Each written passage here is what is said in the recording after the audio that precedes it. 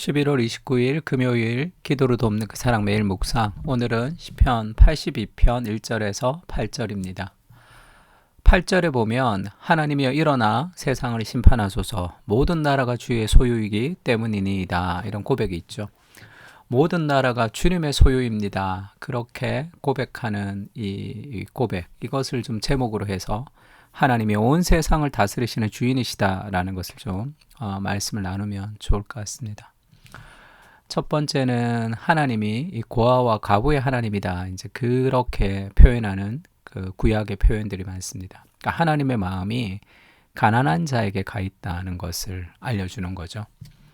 이 땅 가운데 타락으로 인해서 그것이 왜곡되어 있는데 하나님은 그 상향성의 존재가 아니라 하향성의 존재다. 그런 얘기를 헨리 나우엔이 했습니다.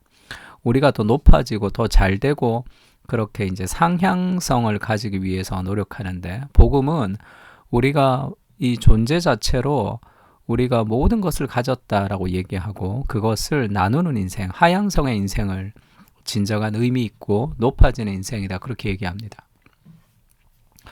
하나님은 신들의 모임 가운데서 서시며 하나님은 그들 가운데서 재판하시느니라. 그러니까 다른 세상의 우상들이 있죠. 그 모든 것이 다 하나님의 손 안에 있다는 거예요. 하나님의 통치 아래 있다는 것을 알아야 됩니다. 그래서 나는 성공을 위해서 직장을 열심히 하기 위해서 하나님을 소홀히 하거나, 나는 내 삶의 어떤 다른 것들을 위해서 하나님을 소홀히 하는 그런 일들은 좀 잘 모르는 거죠. 그 모든 것은 다 하나님을 섬기는 도구로 하나님이 모든 신들 위에 있다는 것을 알아야 됩니다. 그게 궁극적 목적이죠. 우리가 직장을 통해서 또 가정을 통해서 우리 개인을 통해서 궁극적 목적이라는 것은 하나님을 진정한 왕으로 모시는 거죠. 하나님을 예배하는 삶입니다. 그러니까 그것이 하나님과 경쟁할 수가 없는 거죠. 그것을 통해서 하나님께 나가는 과정이 돼야 됩니다. 그러니까 너희가 불공평한 판단을 하며 악인의 낫보기를 언제까지 하려느냐. 그러니까 하나님의 방식으로 살아가지 않고 다른 세상의 신들의 방식으로 살아가는 것이 왜 그러냐. 하나님의 방식이 뭐죠? 가난한 자와 고아를 위하여 판단하며 곤란한 자와 궁핍한 자에게 공의를 베풀지며 가난한 자와 궁핍한 자를 구원하여 악인들의 손에서 건질지니라 하시는도다. 이것이 하나님의 관심과 하나님의 마음입니다. 그러니까 우리가 기도할 때도 그렇고 우리가 신앙생활 할 때도 너무 개인적인 신앙에 매몰되어 있는 경우가 있어요. 내가 은혜 받는 거, 내가 은혜 받아서 또 내 삶에 어떤 유익이 되는 거. 근데 그런 자기중심적인 신앙은 결국 자기 자신을 매몰시킵니다. 건강한 영성, 건강한 자아상이라는 것은 자기를 더 생각하는 것도 아니고 자기를 덜 생각하는 것도 아니고 자기 자신에 대한 생각 자체를 덜 하는 것이다. 그렇게 팀 켈러가 얘기했는데, 그러니까 나를 네 번째 발가락 정도로 생각하는 게 건강하다 그랬죠. 자기에게 몰두하는 것이 아니라 하나님과 사람들을 향해서 이 바깥으로 나가는 관점을 가질 때 우리 자신이 건강해지는 거예요. 그래서 가난하고 고아들을 섬기는 그런 하향성의 영성을 좀 추구할 필요가 있습니다. 그러려면 어떻게 해야 되느냐 하면, 하나님의 은혜를 받으면 우리가 하나님의 성품대로 그렇게 삶을 살아가는 거죠. 내 신앙의 어떤 바로미터 같은 것이, 내 관심이 어디 있느냐 할 때 내 관심이 사람들, 특히 하향성으로 사람을 섬기고 내려가는 것에 관심이 없다면 내 신앙의 어떤 하나님의 아름다움을 내가 바로 믿고 있는지를 한번 체크해 볼 필요가 있죠. 하나님이 연약한 우리를 위해서 이 땅에 내려오셨잖아요. 그 아름다움을 경험할 때 우리도 복음을 따라 사람들을 향해서 흘러갈 수 있습니다. 야고보서에는 그런 얘기가 있죠. 내 형제들아, 만일 사람이 믿음이 있노라 하고 행함이 없으면 무슨 유익이 있으리요.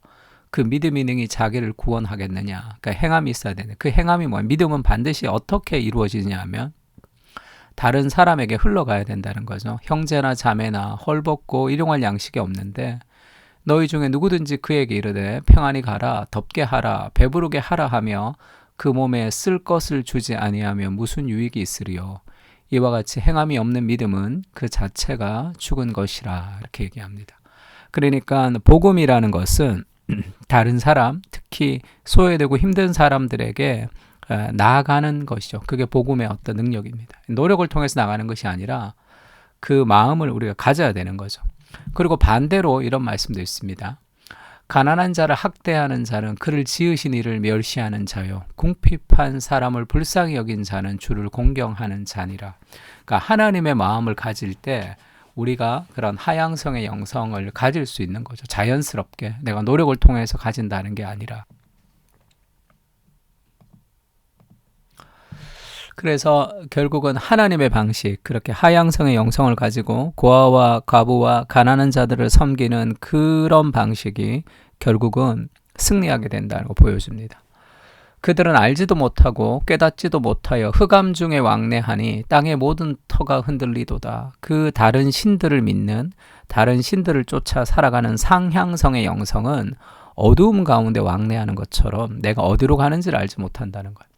내가 말하기를 너희는 신들이며 다 지존자의 아들들이라 그렇게 말을 하긴 하지만 너희가, 그러나 너희는 사람처럼 죽으며 고간의 하나같이 넘어지리로다. 그러나 너희는 결국 이 죽을 수밖에 없는 그런 존재라는 거예요.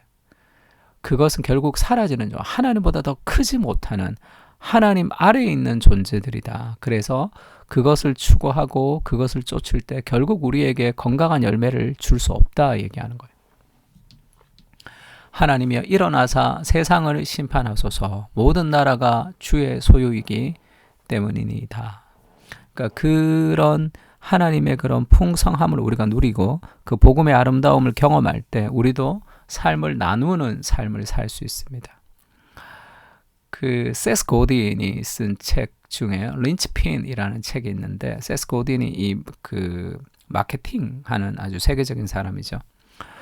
그러면 어떤 기업이 잘 되는가, 앞으로 어떤 사람이 돼야 되는가, AI 시대에도 뭐 이렇게 그 탁월한 사람이 되기 위해서 그러면 내가 하는 업무에 감정 노동을 실어라 이런 얘기를 합니다.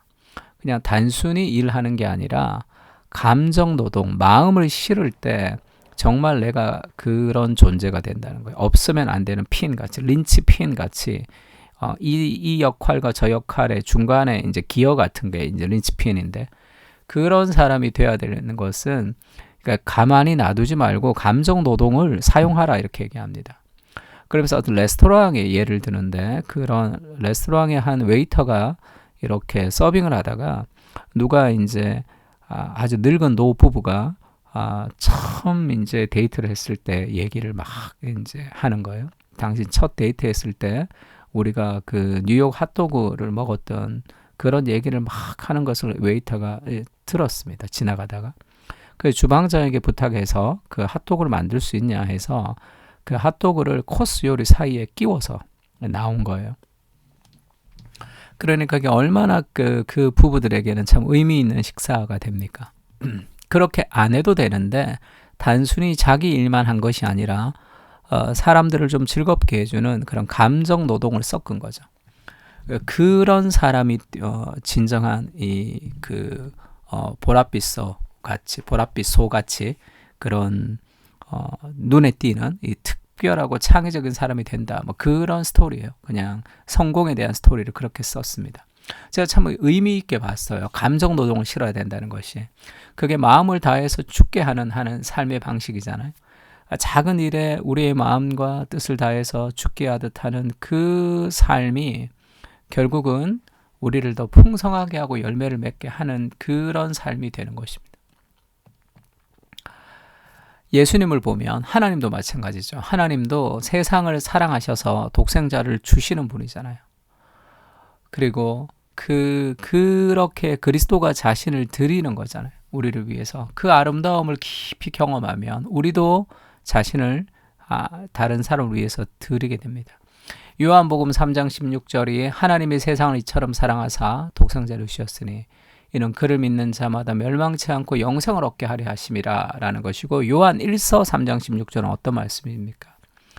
그가 우리를 위하여 목숨을 버리셨으니 우리가 이로써 사랑을 알고 우리도 형제들을 위하여 목숨을 버리는 것이 마땅하니라. 예수님이 우리를 위하여 목숨을 버리셨기 때문에 우리가 사랑이 무엇인 줄 알았습니다. 사랑이 자기를 희생하는 것이구나. 그래서 우리도 형제들을 위해서 목숨을 버리는 것이 마땅하다는 것을 알게 되는 거죠. 내가 경험한 만큼 우리가 하향성의 영성으로 살아갈 수 있게 됩니다. 고린도서 8장 9절은 이런 말씀이 있죠. 우리 주 예수 그리스도의 은혜를 너희가 알거니와 부요하신 이로써 너희를 위하여 가난하게 되심은 그의 가난으로 말미암아 너희를 부요하게 하려 하심이라 이렇게 얘기했습니다. 우리가 고아와 과부들, 억눌리고 힘든 사람들의 편에서 우리가 살아가야 되는 이유가 있다면 예수님이 진정한 억눌리고 가난하고 소외되고 약하고 힘든 사람으로 이 땅에 가장 비천한 인간으로 예수님이 이 땅에 오셨단 말이에요. 그 그리스도의 은혜를 기억할 때 우리가 그런 삶을 살아갈 수 있는 거죠. 고아와 과부의 하나님, 복음은 하나님이 연약해지시고 가난해지셨음을 보여줍니다. 그 아름다움을 누리며 우리도 가난하고 소외된 인생을 향해 낮아지게 하시고 더 높은 꿈을 꿈꾸며 목표하는 인생이 아니라 더 섬김으로 낮아지는 삶을 추구하게 하옵소서. 편안한 삶을 사는 이유가 주님의 아픔을 공감하지 못하고 주님의 마음을 품지 않아서가 아닌지 염려가 됩니다. 복음의 역동을 가지고 슬퍼하며 아파하며 하나님의 나라를 위해 기쁘게 헌신하게 하옵소서. 아멘. 우리 시편을 가지고 함께 기도하겠습니다.